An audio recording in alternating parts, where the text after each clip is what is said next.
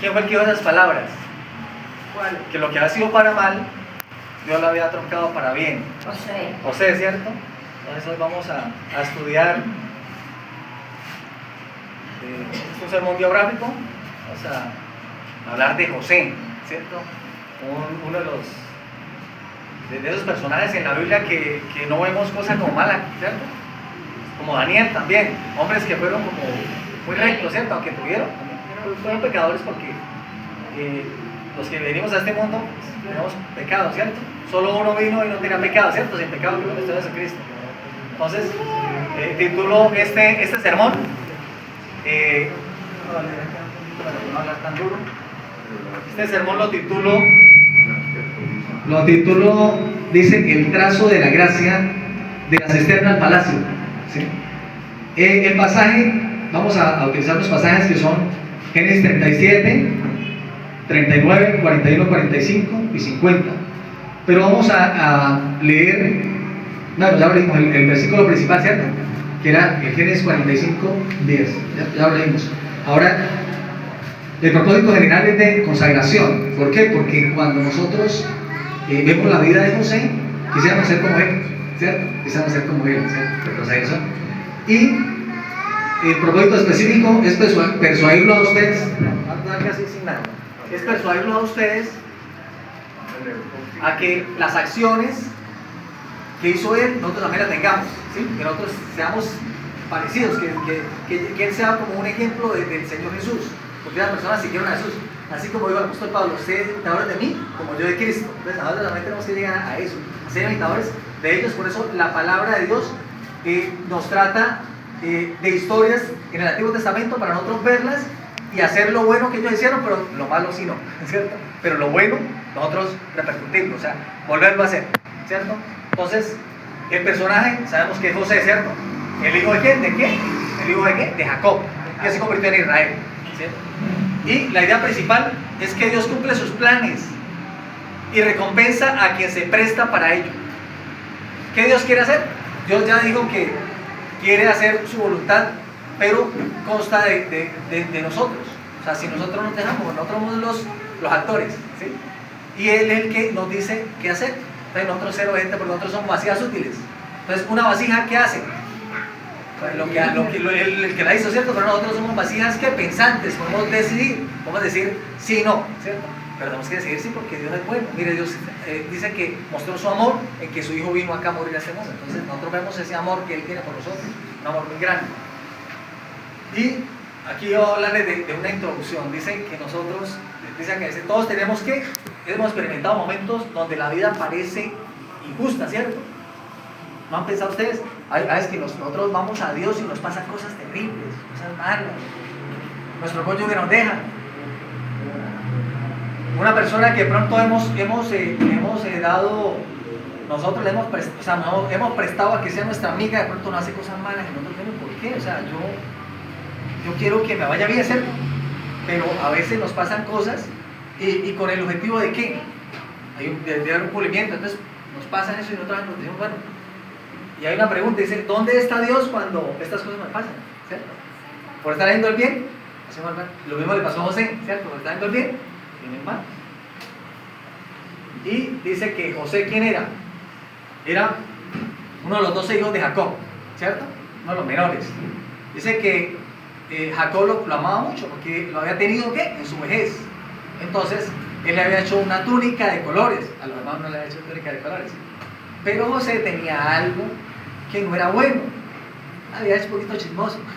Porque él iba y le decía al papá lo malo que hacían los hermanos. Entonces lo terminamos, los hermanos lo tenían como su rabia, ¿cierto? Su cosita. Entonces, él empezó a tener sueños. Y uno de los sueños es que él vio que habían 12 gavillas. Una era él. Y que las otras 11 se inclinaban hacia esa gavilla. Entonces ellos entendieron, hermano, dijeron, no, ¿cómo usted quiere reinar sobre nosotros siendo usted uno de los menores? Entonces ya empezaron a tenerlo a la mala. Pero después otra vez vuelve a tener otro sueño y entonces soñó de la luna, el sol, las estrellas se inclinaban a él. ¿Cómo es eso? Entonces después lo comentaron al papá y el papá dijo, yo soy el sol, mi esposa la luna y las estrellas, ¿cómo nosotros vamos a inclinar a usted, José? Pero se dio un sueño. Entonces los hermanos cada día le tenían más más envidia, más rabia. Al punto de que cuando ellos se fueron para Siquem, y entonces el padre le dijo a José, vaya y mire a ver cómo están los hermanos, vaya, me trae noticias. Él se fue y nosotros vemos que los hermanos quisieron matarlo, terrible, ¿no? Porque uno siempre espera que la familia sea como la amiga de uno, pero nosotros vemos, digamos, yo creo que todos hemos notado que cuando nosotros hemos ido al Evangelio, ¿qué ha pasado? Nosotros hemos ido al Evangelio, la cuña que más aprieta es la del mismo palo, es nuestra misma familia la que ha hecho, ¿sí? Entonces nosotros vemos que lo mismo pasó con José, pero Rubén, el mayor, quiso favorecerlo de que no mataran a los hermanos, y entonces le echaron una cisterna. Pero Rubén se descuidó y los otros hermanos, Judá, y no me acuerdo si me va a otra, lo agarraron y lo vendieron a los ¿cómo que llamaba? No olvidé el nombre. Unas personas que vendían productos y iban a Egipto, entonces se lo llevaron para allá, y nosotros sabemos que lo vendieron a Potifar, ¿cierto? Entonces, con ese contexto vamos a empezar. Entonces bueno, el punto central es que el éxito en el reino de Dios no se mide por la ausencia de procesos difíciles, sino por la fidelidad constante de Dios en medio de ellos. O sea, no es porque a mí me vaya bien, o sea, yo voy a Dios y todo relax, todo chévere, todo bien, no, es que yo soy cristiano. No, cuando nosotros vamos a Dios, sabemos que vienen pruebas, ¿sí? Les voy a comentar, hubo una hermana, es que no me acuerdo si fue acá o fue allá donde yo vengo, donde le dije, no, hermana, es que hay que pedirle a Dios que aumente nuestra fe. Y la hermana me dijo, no, ¿cómo se le ocurre? Es que si yo le pido que aumente mi fe, vienen las pruebas. Entonces yo me quedé así, oye, hermana, ¿y cómo usted va a crecer espiritualmente? No podemos crecer espiritualmente sin que haya problemas, dificultades. Cuando ustedes ven una rosa, la rosa es muy bonita, ¿cierto? Pero tiene espinas.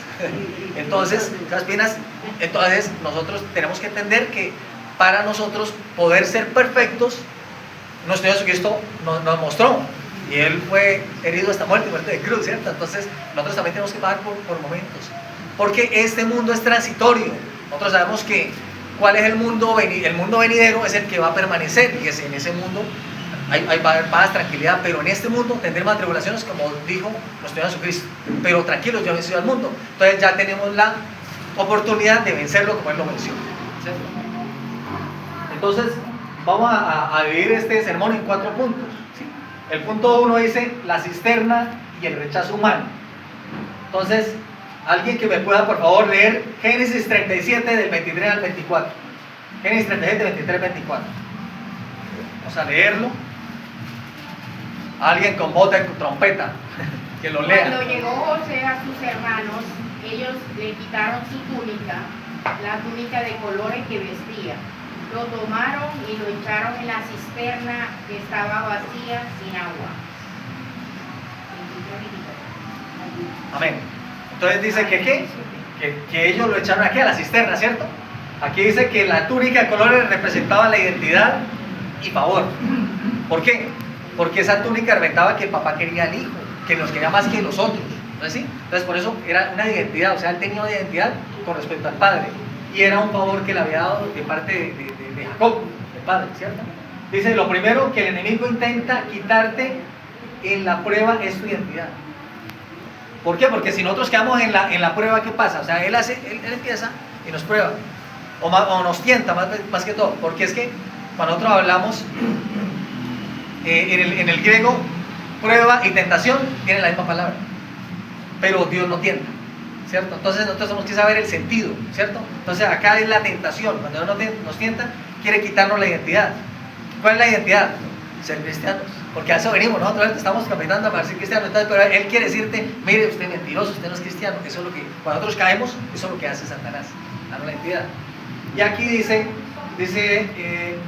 la cisterna vacía representa el aislamiento y el desamparo absoluto. ¿Qué es la cisterna? Cuando tenemos problemas, ¿cierto? Esa es la cisterna, tenemos problemas y no vemos salida, y nosotros estamos ahí, ¿cierto? Porque así estaba José estaba allá dentro de la cisterna, y él que estaba pensando, no puedo salir de acá, ¿quién me va a sacar? ¿Quién me va a ayudar? ¿Cierto? Pero nosotros sabemos que ahí estaba siempre Dios siempre estuvo con él. Y también con nosotros también, cuando tengamos problemas, Dios estará siempre con nosotros, siempre. Él nunca nos dejará, ¿cierto? Entonces dice acá, José fue vendido como esclavo por su propia sangre. A veces estamos en una prueba no por cometer un error, sino porque Dios está rompiendo nuestras comodidades para iniciar su propósito. Porque es que si estamos nosotros bien, ¿qué pasa? Si tenemos todo, bueno, nos preocupamos, ¿cierto? Pero cuando dependemos, cuando necesitamos cosas, ¿de quién dependemos? De Dios. Señor, no tengo para pagar el arriendo. Señor, se me está acabando la comida. Señor, mi hijo me pidió tal cosa, mi hija me pidió tal cosa. Entonces, por eso Dios permite las pruebas para que nosotros nos acerquemos más a Él y comprendamos que Él es bueno, nos quiere dar todo. Y esa es la fe que progresa, que crece. Eso es lo que tiene que ir creciendo en nosotros. Que Dios nos tiene, pero entonces cuando nosotros hacemos eso, ¿qué es lo que espera Dios? Servirle. Que nosotros le sirvamos. Nosotros le llamamos, heme aquí, como le dijeron todas las personas que le dijeron, Moisés, Isaías, muchas personas de la Biblia le dijeron. Y José fue uno de los que también se prestó, aunque no lo iba a decir directamente, pero se prestó para hacer la voluntad de Dios. Dice, Dios está rompiendo nuestras comodidades para iniciar su propósito. Aquí también nos dice, hay una aplicación, ¿cierto? Dice, la crisis despojan lo superficial. Cuando te quitan los apoyos humanos, amigos, estatus, finanzas, descubres que la presencia de Dios es tu única y verdadera seguridad. Cuando a nosotros nos quitan todo, ¿qué hacemos? Dios, es que no hay nadie más. ¿A quién le pedimos? Si nadie nos va, no, Dios. Entonces eso es lo que Dios quiere, que nosotros siempre vayamos a Él. Ahora vamos a hablar del punto 2. El punto 2 nos habla, dice, la cárcel y la integridad probada, ¿cierto? Porque ¿qué pasó con José? Entonces José lo llevaron allá a Egipto. Cuando llegó a Egipto, ¿qué pasó? Esas personas, los ismaelitas, lo vendieron a Potifar. Entonces, ¿pero él qué hizo? Él no dijo, no, mire, que Dios, que yo no creo en Dios. No, él lo que hizo fue la voluntad de Dios, ser recto, porque Dios le estaba preparando para un fin, un propósito. Entonces llegó a la casa de Potifar y él empezó a trabajar en Potifar, y Potifar veía que él hacía las cosas bien y que era prosperado. Ese Dios que él esto quería, que adoraba, era un Dios verdadero. Por eso y Potifar se dio cuenta, y entonces lo colocó a él, le dijo, oye, ¿sabe qué? Yo no voy a poner a dirigir esto, diríjalo usted. Tan solo, ¿de quién se reservó? La esposa, ¿cierto? Se reservó la esposa, pero todo él hacía cuanto quería y todo era prosperado, porque hacía lo bueno. Entonces fue prosperado. Pero sabemos que vino problemas de dificultades, ¿cierto? Entonces dice, Dios le estaba preparando ¿para qué? Para administrar, ¿cierto? Para administrar. Vamos acá, entonces Dios nos dice, para administrar, dice. Entonces la mujer de Potifar, ¿qué pasó? Se acercó mucho a él, empezó a desearlo y dijo que se acostara. Él no accedió, él dijo, ¿cómo va a pegar contra quién? No dijo contra Potifar.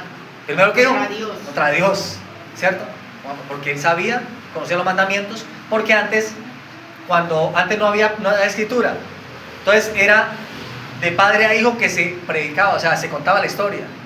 Adán le contó la historia a Sed, así empezamos la historia de la redención, de cómo Dios había hecho, cómo había entrado en el pecado. Entonces él sabía, y él por eso dijo esto. Pero la mujer dijo mentiritas, que él quería acostarse porque ella le quitó la ropa y se quedó con ella, entonces hizo que él fuera a la cárcel, ¿cierto? Entonces dice acá, pero Jehová estaba con José, ¿cierto? O sea, que nunca lo dejó Dios. ¿Por qué? Porque era una persona fiel que era creyente. Entonces nosotros tenemos que tener una fe igual, una fe, lo que nos pase, aunque no entendamos, tenemos que ir a Dios y hacerle caso, ser obedientes, no hay otra manera. Dice la voz de Dios, aunque José estaba en el calabozo, su carácter brillaba. Dios no cambió las circunstancias de José de inmediato, sino que cambió la condición de José dentro de las circunstancias, ¿cierto? O sea, Dios no, las circunstancias no, él fue a la cárcel y él no dijo no vaya. Pero ¿qué pasó? Lo bendijo allá en la cárcel. Entonces, ¿qué pasó con el carcelero? El que manejaba la cárcel. También le dijo, lo mismo que Potifar, administremelo. Yo me quedo quietico acá y usted la administra. ¿Y quién era el que la administraba? No, administraba era José.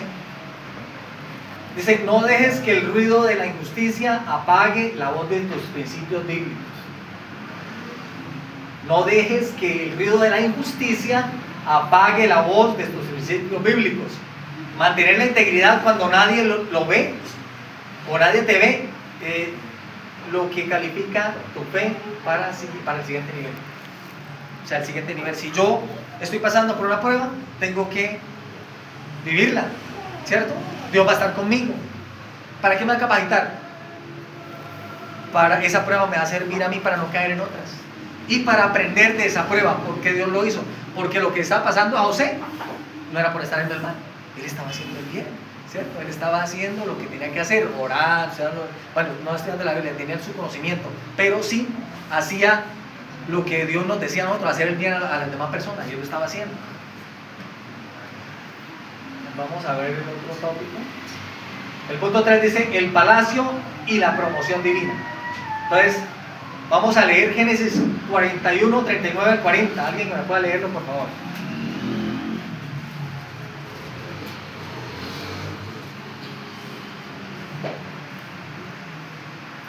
41, 39, 40. Génesis 41, 39 al 40. Dijo Faraón a José, pues que Dios te ha hecho saber todo esto, no hay entendido ni sabio como tú. Tú estarás sobre mi casa, y por tu palabra se gobernará todo mi pueblo. Solamente en el trono seré yo mayor que tú. Usted sabe cuánto pasó. Mire, eso lo dice Faraón, porque Faraón, usted sabe que tuvo dos sueños. Uno era que veía 7 espigas bonitas, pero también 7 espigas feas, y las 7 espigas feas se comían las 7 bonitas. 7 vacas que salían del río Nilo gordas, pero también después salían 7 vacas flacas y se comían a las gordas. Entonces él le descifró el sueño, que eran 7 años que iba a haber de abundancia, pero también 7 años de escasez. Él había ido, o sea, él como estaba en la cárcel, echaron a 2 personas que le servían a Faraón, lo echaron a la cárcel. Entonces uno era el copero y otro era el panadero. Entonces ellos 2 tuvieron 2 sueños. Uno soñó que 3 sarmientos de uva, y el otro era 3 panes. Entonces él le descifró que el sueño era de que el copero a los 3 días iba a volver a su función, ¿sí? a llevarle el vino al rey, al faraón, pero que el otro iba a ser colgado, y así fue. Y entonces al que iba a reivindicar le dijo, no, acuérdate de mí.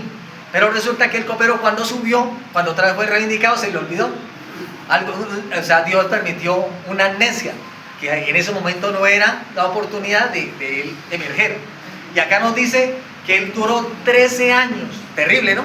13 años allá, como donde Potifar fue llevado, y en la cárcel, o sea, sufrimiento 13 años. No te vas a decir, ay, mire, es que estoy cansado. No, Dios nos está capacitando, está preparando para cosas buenas. Necesitamos seguir creciendo en la fe, seguir haciéndole caso, porque por eso dicen que lo que antes fue escrito, para nuestra esperanza fue escrito. Entonces nosotros por eso tenemos que ver todos estos matices para entenderlo. Entonces dice acá, José interpretó los sueños de Faraón y fue nombrado gobernador de Egipto, o sea, fue el segundo nombrado. O sea, Faraón también dijo, ay no, reine usted sabe que yo soy el mayor, pero reine usted. Y él es como si fuera Faraón. ¿Qué cosa, ¿no? Dios dónde coloca a las personas, pero sí permite las tribulaciones, los problemas, mientras nos pule.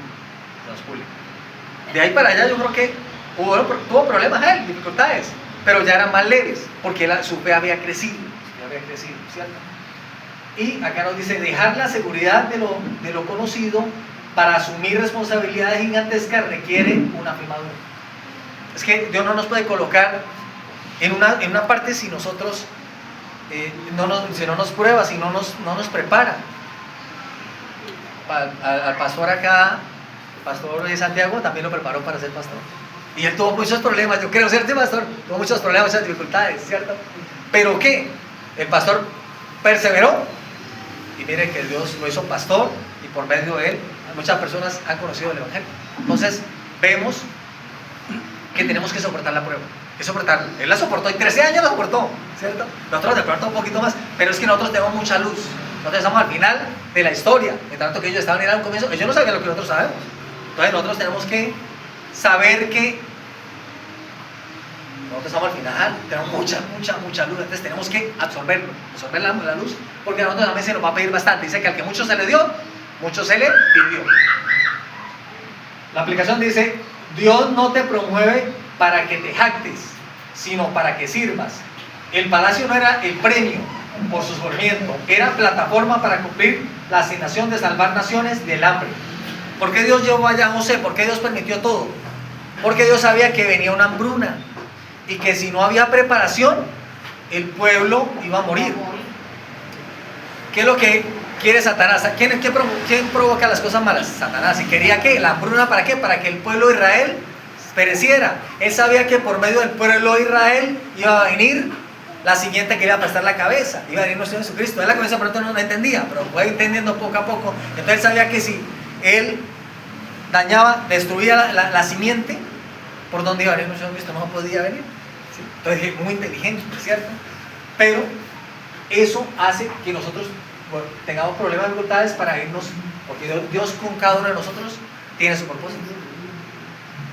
Y el propósito es de qué? De que por medio de nosotros traer muchas almas en estos tiempos que estamos viviendo, muchas almas a sus pies, porque está llegando a su fin el mundo, y va a llegar a su fin porque la palabra de Dios lo dice. Entonces nosotros necesitamos conocer esas cosas. ¿Para qué? Para nosotros nuestra fe madurar, crecer y soportar los problemas, las dificultades. Y ahora el cuarto punto dice el propósito redentor del dolor, ¿cierto? Porque necesitamos sufrir, pero es de momentáneos, porque después vamos a gozarnos toda la eternidad. Vamos a leer Génesis 45 del 4 al 5. Quien lo tenga me lo puede leer.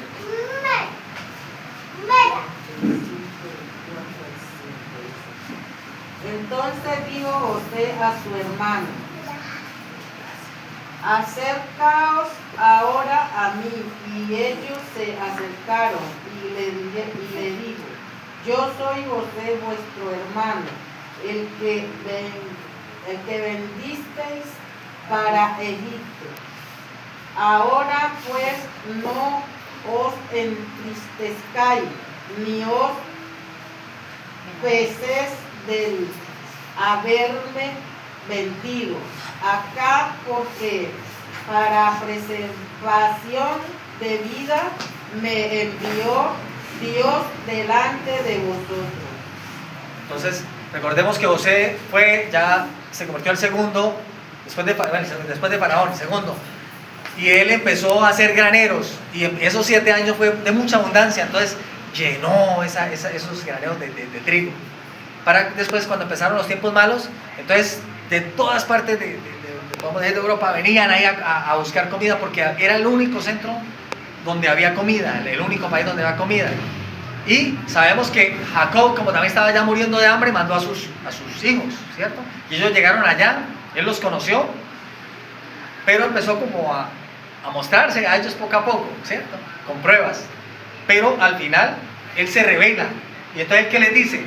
Entonces dicen, bueno, acá dice: José entendió que los hilos de su dolor siempre estuvieron en las manos del diseñador divino, o sea, de Dios. Dice: el perdón genuino ocurre cuando dejas de ver a las personas que hicieron como tus destructores y comienzas a verlas como instrumentos involuntarios para el plan de Dios para formarte. O sea, que la persona que está a tu lado, que te hace daño, a tu alrededor, que te ha hecho daño, es un propósito que Dios tiene para contigo, porque por medio de él te está puliendo el carácter, por medio de él está haciendo que tú dejes la ira, que tú lo ames. Dice: amar a nuestro enemigo. Entonces Dios tiene un propósito, un fin. O sea, no crea que eso lo hace por hacerlo, o sea, por mal, ¿no? Dios es un Dios bueno. En Dios no habita el mal. Él conoce el mal, pero en él habita el bien. Conocer el mal, sabía lo que iba a pasar si nosotros desobedecíamos a él, pero él es bueno. Dios es ¿qué? Amor. Por eso nosotros debemos siempre verlo. Otra vez el enemigo trata de desfigurar a Dios, pero Dios es un Dios bueno. Todo lo bueno que nos pase de parte de él, y lo malo que permita es porque por medio de eso nos va a pulir, nos está puliendo. Entonces vamos a tener la conclusión de lo que hemos hablado hoy, ¿cierto? Entonces, el primero, las cisternas y los rechazos humanos tienen el propósito de vaciarnos el orgullo. ¿Qué es lo que Dios nos quiere quitar? El orgullo. Porque ¿qué es lo que ha puesto Satanás en nosotros? O sea, en esta carne. El orgullo. Eso es lo que ha puesto. Por eso esta carne no puede ir al cielo. ¿Esta carne va a qué? A quedarse acá. Dios lo que va a ir al cielo es ¿qué? Nuestra mente. Nuestra mente. Porque Dios va a colocar en otro cuerpo inmortal nuestra mente. Entonces, por eso dice, dame, hijo mío, tu corazón. Y tus caminos y tus pasos ven por mi camino. O sea, los caminos de Él tenemos que seguir, lo que Él dice en su palabra. El segundo dice, la presencia de Dios es real e inquebrantable. Dios siempre está ahí. Dice, yo estaré con vosotros todos los días hasta el fin del mundo. Él va a estar ahí siempre. O sea, no creamos que Él no está ahí, porque nosotros le hemos hecho caso y hemos escuchado su voz. Entonces, Dios siempre estará con nosotros. Si nosotros no lo revelamos y lo dejamos, Él siempre va a estar. Él es un Dios fiel y verdadero. La tercera dice, la promoción llega en el tiempo de Dios, cuando la integridad ha sido aprobada. O sea, no es cuando yo diga, es cuando nosotros pasemos la prueba. Nosotros pasamos la prueba, vamos creciendo hasta llegar a la prueba máxima, ¿cierto? Que es la de llevarnos Dios a la perfección, a la santidad. Porque Dios lo prometió.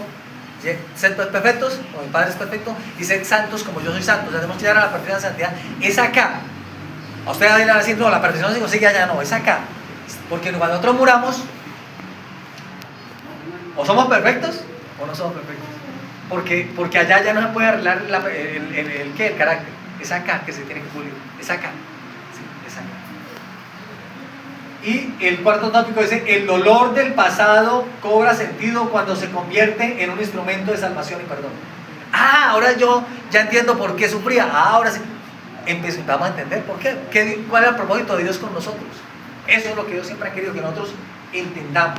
Entendamos eso. Dice, José sufrió el rechazo, el olvido, la injusticia, pero Dios transformó su historia para preservar la vida de un pueblo entero. Al igual que con José, Dios tiene un trazo perfecto para tu vida. Miren que Dios no hace las cosas tiene un propósito. Entonces, si nosotros estamos acá es porque tiene un propósito con nosotros. Y ese propósito se va a desarrollar si nosotros permitimos. Si nosotros permitimos, no hay otra manera. Ahora los invito a levantar la mano a todos aquellos que hoy sienten que están atravesando una cisterna o una cárcel de injusticia. Vamos a orar para que el Señor les conceda fortaleza y que mantengan la integridad y la revelación de ver el propósito detrás de su proceso. Más que voy a invitarlos a ponernos de pie y vamos a orar por eso. Vamos a orar por ello. Señor, gracias te damos porque tú tienes un propósito con nosotros. Tú nos has llamado, Señor, y hoy vemos, Señor, son 8.000 millones de personas, aún más, pero poco estamos acá porque tú, Señor, nos has llamado al remanente. Te suplicamos, Señor, que sigas trabajando en nuestra mente, en nuestro corazón. Ayúdanos, Señor, a no dejarte, y ayúdanos, Señor, a que los problemas, las dificultades, nosotros podamos soportarlas, Señor, y atravesarlas, Señor, que tú nos ayudes por medio de tu Santo Espíritu, Señor, para que los propósitos que tú tienes con nosotros se cumplan hasta el final. Ayúdanos, Señor, guárdanos de todo mal y peligro, permítenos ir a nuestros hogares, pero lo más importante, Señor, es que meditemos en todo lo pasado, Señor, en esas historias maravillosas que tú has contado, que quieres que se vuelvan a repetir, pero las cosas buenas, y que las cosas malas nos sirvan, Señor, para alejarnos de ellas. Todo te lo pedimos, te lo clamamos en el nombre de nuestro Señor y Salvador Cristo Jesús. Amén. Amén.